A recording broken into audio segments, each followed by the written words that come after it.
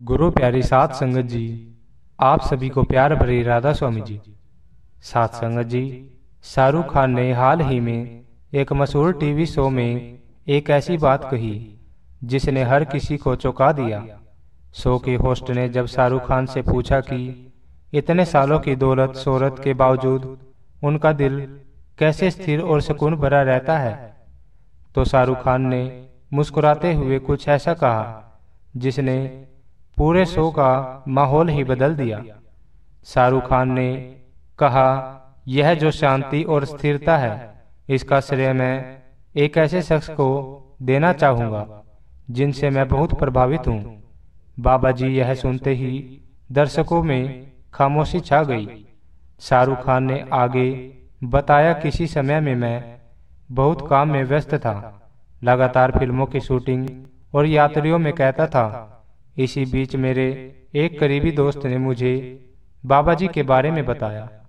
उन्होंने कहा कि बाबा जी की बातें बहुत साधारण है, पर उनका असर बहुत गहरा है। मेरी उत्सुकता बढ़ी और एक दिन मैंने फैसला किया कि मैं उनके डेरे जाऊंगा और खुद महसूस करूंगा। कुछ हफ्तों बाद शाहरुख खान बिना किसी शोर शराबे के सादगी से बाबा जी के डेरे पहुंचे। वहां की शांति और सहजता ने उन्हें गहराई से प्रभावित किया। डेरे में हर कोई बाबा जी की शिक्षाओं के लिए आया हुआ था। शाहरुख खान को डेरे के अनुयायियों के साथ बैठकर बाबा जी का सत्संग सुनने का मौका मिला। बाबा जी ने उस दिन जीवन की सरलता और सादगी पर बातें की। बाबा जी ने कहा, हम अक्सर बाहर की दुनिया में सब कुछ पाना चाहते हैं, लेकिन असली आनंद तो अपने कर्मों में खुशी ढूंढने में है। अगर हम अपने काम को सच्चे दिल से करें और हर किसी का भला सोचें, तो जीवन में सब कुछ बहुत सरल हो जाता है। शाहरुख खान को बाबा जी की यह बातें दिल में उतर गई। उन्हें महसूस किया कि असली संतुलन तो इसी में है, एक साधारण जीवन ना और सबके लिए भला सोचना। सत्संग के बाद शाहरुख खान ने बाबा जी से मिलने की इच्छा जताई और उन्हें बाबा जी से मिलने का अवसर मिला।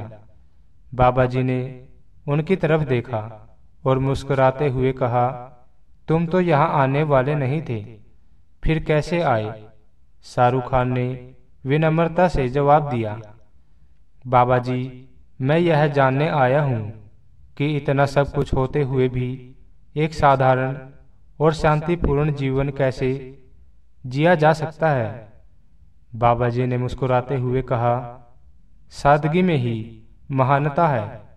जो कुछ तुमने पाया है उसे न केवल अपने लिए बल्कि दूसरों के लिए भले के लिए भी इस्तेमाल करो।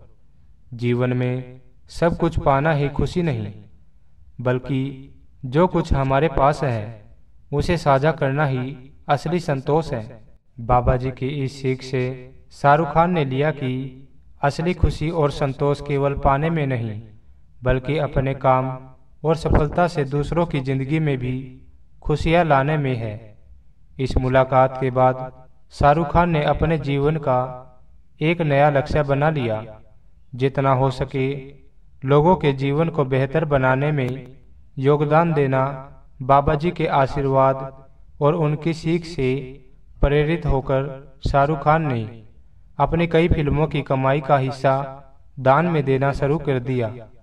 धीरे धीरे उनके जीवन में न केवल कामयाबी बढ़ी, बल्कि एक नई तरह की शांति और स्थिरता आ गई। इस अनुभव के बाद जब शाहरुख खान ने टीवी पर इस कहानी को साझा किया, तो लोगों के दिल में उनके लिए और भी इज्जत बढ़ गई। उन्होंने कहा, बाबा जी ने मुझे सिखाया कि जिंदगी में असली खुशी और संतोष दूसरों की मदद करने में है, और जब लोगों के चेहरे पर मुस्कान देखता हूँ, तो वह मुझे मेरी फिल्मों की कामयाबी से भी ज़्यादा संतोष देता है। साथ संगत जी, यह कहानी काल्पनिक जरूर है, पर इसका संदेश यह है कि असली संतुलन और सुख दूसरों के लिए जीने में है। साथ संगत जी, आप अभी वीडियो में बने रहिए, मैं आपको एक साखी सुनाने जा रहा हूँ जी। तो साथ संगत जी, एक लड़की ने बाबा जी को कहा कि बाबा जी, मुझे सपना आया था कि आप सपने में बल्ले बल्ले बोल रहे थे।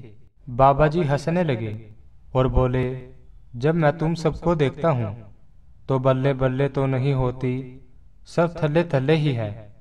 बाबा जी की यह बात सुनकर सारी संगत का सिर नीचे हो गया, क्योंकि बाबा जी का कहना हम नहीं मानते, भजन सिमरन को पूरा समय नहीं देते।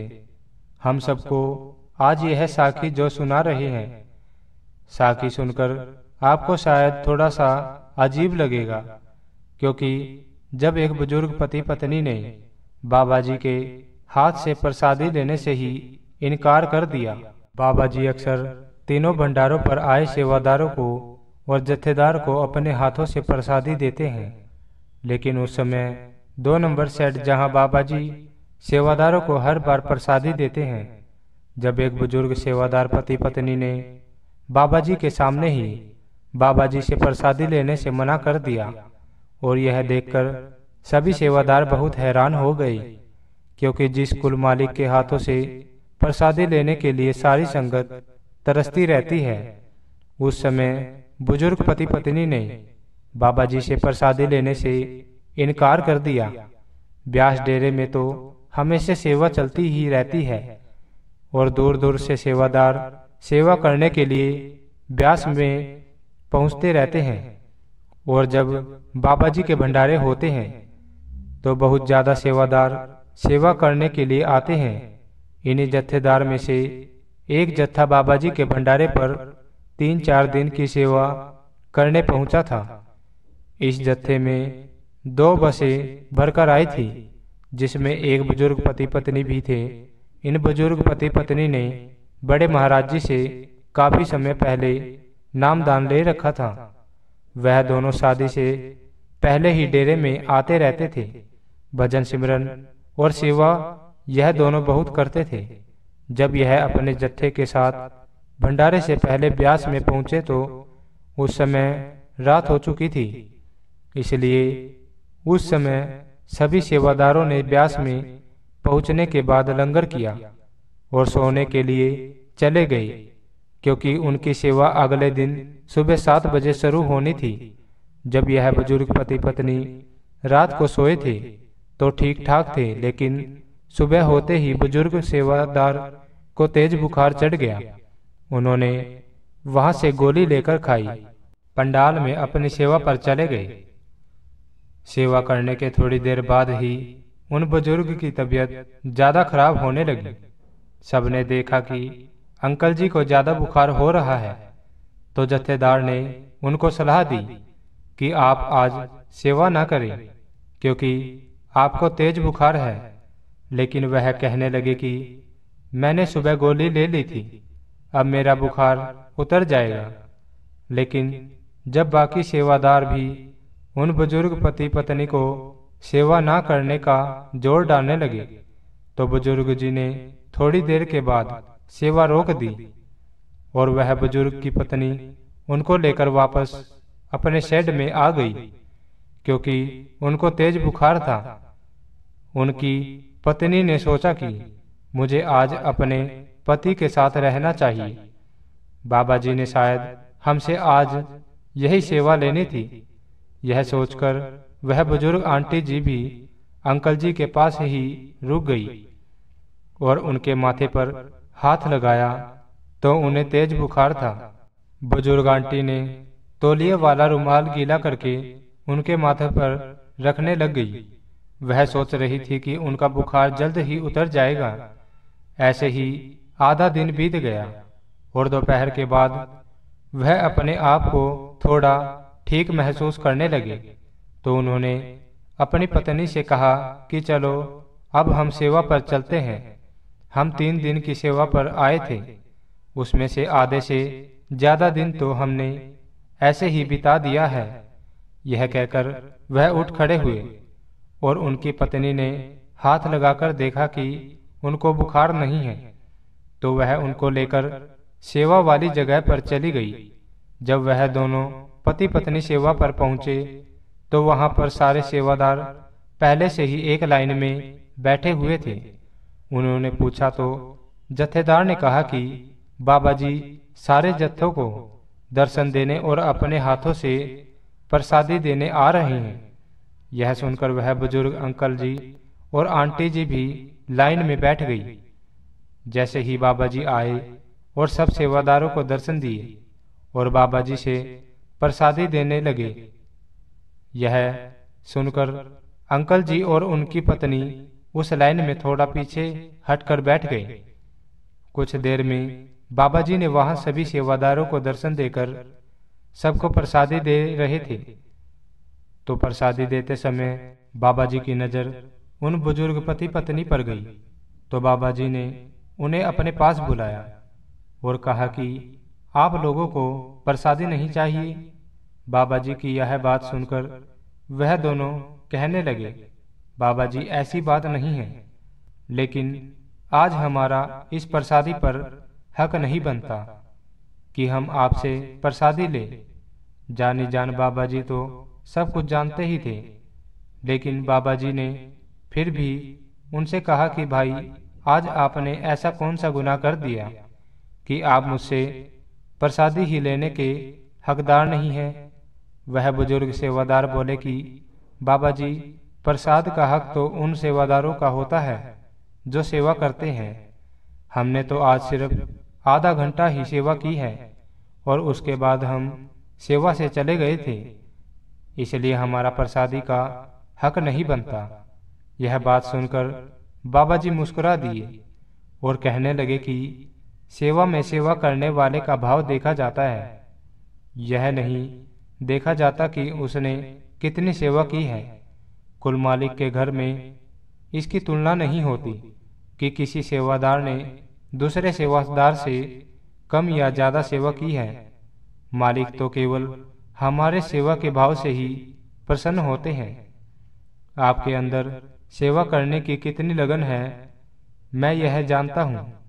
बाबा जी ने कहा, भाई हम सब तो शरीर के दायरे में बंधे हुए हैं और यह शरीर कब बीमार पड़ जाए कोई नहीं कह सकता। आज आपको बुखार होने के बावजूद भी आप सेवा करने यहाँ चले आए। सेवा का यही भाव तो मालिक को बहुत पसंद आता है, इसलिए आप ऐसा बिल्कुल भी ना सोचें कि प्रसादी पर हक सेवा करने वालों का ही है।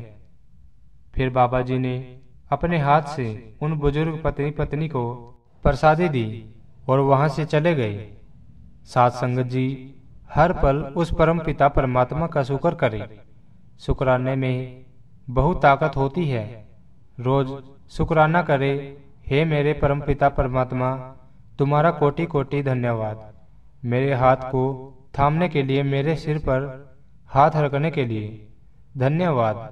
मुश्किल चाहे जितनी भी बड़ी हो, बिल्कुल भी परेशान नहीं होना चाहिए, क्योंकि जहाँ पर हमारी ताकत खत्म हो जाती है वहीं से परमपिता परमात्मा की रहमत शुरू हो जाती है।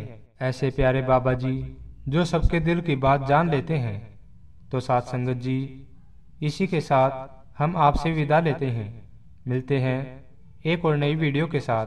अगर आपको वीडियो अच्छी लगी तो वीडियो को लाइक करके चैनल को सब्सक्राइब कर देना जी, और वीडियो को ज़्यादा से ज़्यादा शेयर जरूर कर देना जी।